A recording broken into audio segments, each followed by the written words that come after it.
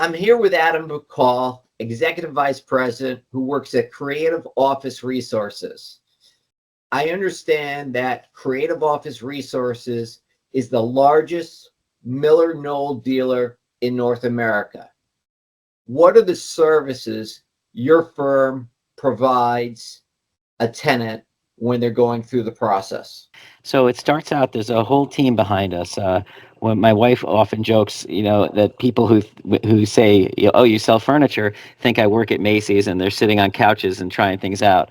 What furniture is in the world of interiors is we work with all the various disciplines to make, which includes the architect, which includes the owner's rep, which includes the landlord and the tenant, low voltage cabling, electricians, all the people who are out there, because furniture touches all those things. The services we offer, I'll talk to you about the team, because the team that comes to the project is myself, which is all the communication day-to-day and strategy with the client. You have an account manager, who's my associate, Liz Jabs, who works on putting together all that we always say client-facing upfront materials. So this will be like quotes, proposals, etc. And she and I will often visit job sites preliminarily, at the early part of the process. In addition to that, we have a client services coordinator. So that's the person who places all the orders, right? And they pull a lever basically, and that's when the clock starts ticking, and that's when we find out whether or not when the furniture is coming in. We also have a dedicated designer. So a designer will work with the team to put together layouts for our clients. And then you also have a dedicated project manager. So that's the person who's going to be securing the certificate of insurance and making sure that when the furniture is delivered, it gets in the building, that it fits. So basically, you have a team of those 5 dedicated members every time you work with me. When should the tenant reach out to you?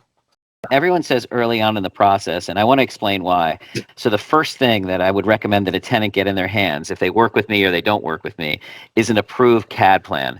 Richard, you and I are working with a client right now, and we're doing a test fit, and we're actually using AI to help develop the test fit, so that they can make some decisions around which space works best for them.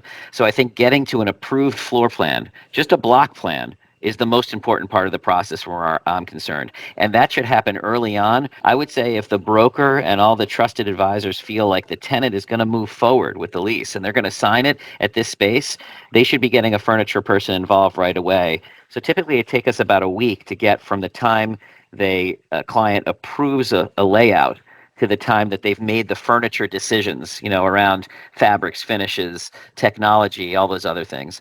And then it takes another 2 to 3 days after that to create a formal proposal. So I would say as early as possible in the process, it's a cost that should be understood from the beginning, and it's something that the tenant should really understand. Why don't we get 2 or 3 dealers in there to bid on the project? I feel, and I've worked with you before, that there are so many furniture lines out there. You can basically create a controlled auction process between all the different furniture lines. Yeah, so a lot of times on large projects, when they're awarded through owners reps, they'll give the workstations to one team and they'll give the private offices to another team. The way I've always felt is that, and typically on those large projects, they're going with a large furniture manufacturer like a Miller Knoll, because that's the safest direction to go, and they also get the best discounting from those large manufacturers. The reason I think it's best to go with one dealership versus 2 is 2 reasons. One of my previous bosses said to me, when 2 people are accountable, nobody's accountable, right? So when you have 2 people who are working there, one is going to blame the other person, right? And the second more important reason is because of leveraging the purchasing power. The larger package that you have bringing to a manufacturer, the more during that controlled auction you have negotiating power. And in your terms, Richard, just think of it as are you bringing a 10,000 or 100,000 square foot tenant to the table to a landlord? And what are they willing to do for you when you have a 10,000 square foot tenant and when you have a 100,000 square foot tenant, right? So I think those are 2 main reasons that you would want to work with one furniture dealer: accountability and leveraging your ability to save money because of our negotiating power and our buying power. I always have tenants say to me, you know what, we're going to take all our furniture with us. I don't need to meet with anybody, Mhm. and tell me how you respond to that. Yeah, no, it's great because a lot of you were talking about post-COVID before, and a lot of tenants right now, what's happening in the marketplace is you have furniture that the tenants have, that they own, that they're taking with them from their premises, and they're bringing somewhere else to the new space.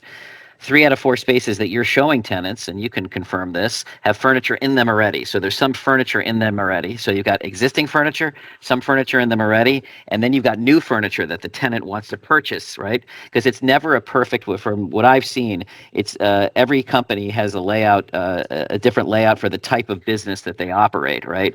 So oftentimes it's usually never the case that you walk into a space and you say, this works perfectly for us, when the furniture, even when the furniture's there and it's built out. So what I do typically is I take a fully dimensioned inventory of the furniture that exists from the current tenant. Um, and then I put that together.